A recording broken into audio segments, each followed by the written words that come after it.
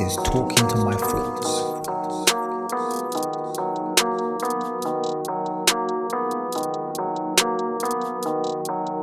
He took us through things such as, like, obviously his area played a big part. So it's like there was two environments. One was his house, one was his area. Which one are you going to be loyal to? Is it going to be the outside, or is it going to be the inside? And thankfully he had a lot of good friends and the right people that was put in his life that kind of kept him. He extended his household instead of extending what the environment he was put in a sense, you could say. He was literally just saying, you know what, he stuck with what his parents say. Obviously there was a bit of resistance at some points with, okay, why do I have to come home at these times? I had the same kind of calls, but 4 p.m. mum's like, where's the call? What happened? And the thing is, I've avoided a lot of things, a lot of fights that happened outside my school, a lot of things that went on with my friends. I didn't have to experience that because I was already home, in a sense, and I was happy to. But I guess Ricky being my cousin, I already knew he was a bit of a different person, where he was a very social person. So it was very key that he had good friends involved at the same time, where it kept him in. So my question really to you is, do you ever feel there was it this transitional period where when did you realize that how your parents brought you up is the right way to follow? Because obviously there was a lot of tug and pull, and it's not a tug of war with outside and inside and friends on the outside and stuff. When did you realize, you know what, I'm just going to stick to what they said for me to do because it's done me well? When did you realize that, do you think? I think I'll say the later part of secondary school, that's kind of me, and that's because I started to experience it regardless of coming home. Certain things, certain people on the roads, fights after school would be whole school fights, one school versus another. And I look at some of the incidences and I was like, I could have turned out like this man, this man, this man. Could have been on crud, running from the police. Someone could have got stabbed. I could have been part of this gang. And it just made me realize, you know what? I'm kind of glad I got taken away from all that, because my life could have been so different. So different. Who knows if I could have been in jail, dead? You don't know. And I think that's the point when I kind of realized, you know what? I'm not actually about this life. This life's not. I'm not actually about this life. I'm about doing what I need to do, what's best for me, what's best for my friends and my family. And once we're all protecting each other, it's all good. So I'll say say later part of secondary school, about 15, 16. That's when I realized.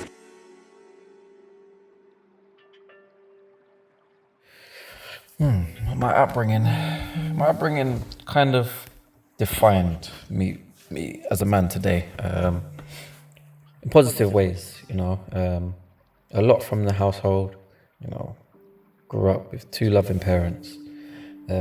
Even the dynamics between my parents kind of determined how I turned out as a man. From the way I talk, the way I present myself. And I'm very fortunate because my parents were what I considered as overprotective, but I grew up in South London, so that kind of, there was a reason for it, the overprotectiveness, and it actually saved me from being in certain situations and blending in with certain crowds. It saved me from having to go through certain things, but it also prevented me from going through certain things until later on, which then I had to quickly learn how to adapt to that situation. I had to quickly learn how to make sure I don't get into other situations as well. So it's interesting, but all in all, it shaped who I am as a man. Having a younger sibling, a younger sister, it made me go through the good and the bad, on kind of understanding not only how to deal with a sibling, but what my depiction of an older brother was not her depiction of what she wanted for an older brother. And therefore we clapped like Tom and Jerry. And I quickly had to change, because I realized that wasn't working. Just because I say something doesn't mean she would do it. So I then had to quickly succumb to change my ways. And a lot of it was through learning through going through different experiences. So I grew up in South London, but I was fortunate to have good friends and family that will help me understand certain situations, help me to understand how to get out of certain situations, understand how to be calm and peaceful. And it kind of defined defined what I classed as masculinity. It defined masculinity in a non-toxic way, in a way which wasn't typical of South London. You know, majority Southeast London, my age mates, they would be doing a lot of stuff, you know. There's a lot to prove. There's a lot to prove on the roads, all with respect, or with expectation of what you should be doing, who was about it, etc. And I quickly fell out of that because I had my parents who were very protective and wouldn't allow me to fall into that. You know, be home before it's dark, or in wintertime, dark is 3 p.m. You finish school at 3:10, you had to be home already, like things like that. That kind of saved me from it.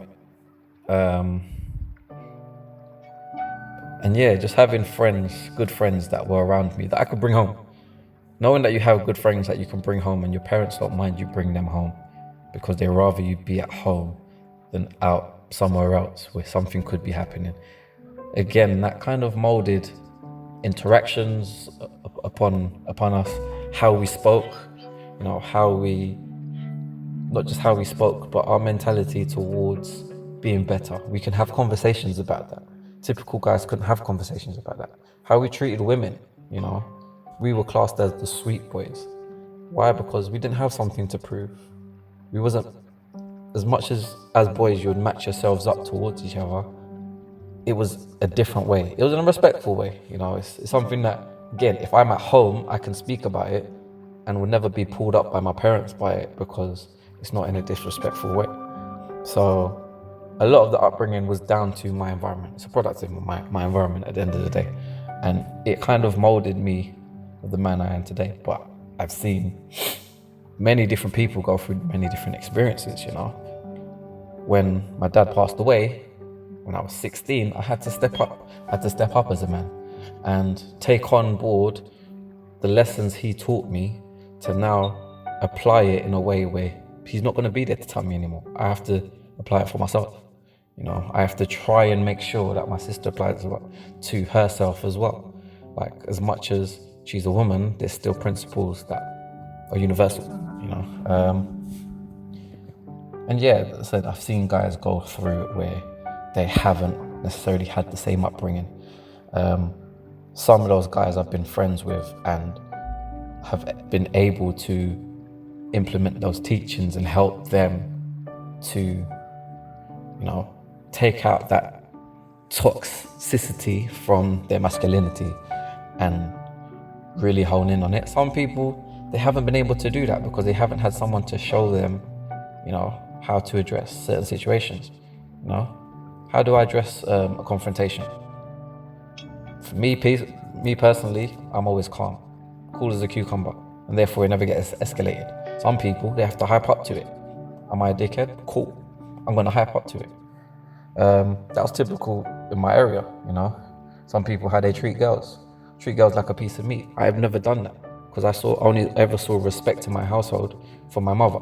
I only had respect for my household for my sister. Like, that's something that was a given. Within my family and upbringing, that was a given. You had to show respect to the women. So, yeah, I think upbringing really defines how you come out of being a teen, growing up and becoming a man. And if you are a man with flaws, you first have to identify those flaws to change your ways to become the man that you probably want to be. Because at the end of the day, I think everyone has an image of what a man is. Some people's might be skewed by what they've been shown, but when they really think for themselves, a lot of times they reflect and say, you know, I don't want to be that. And that's where they implement change, but it's first recognizing it within yourself. That's how I think it's affected me.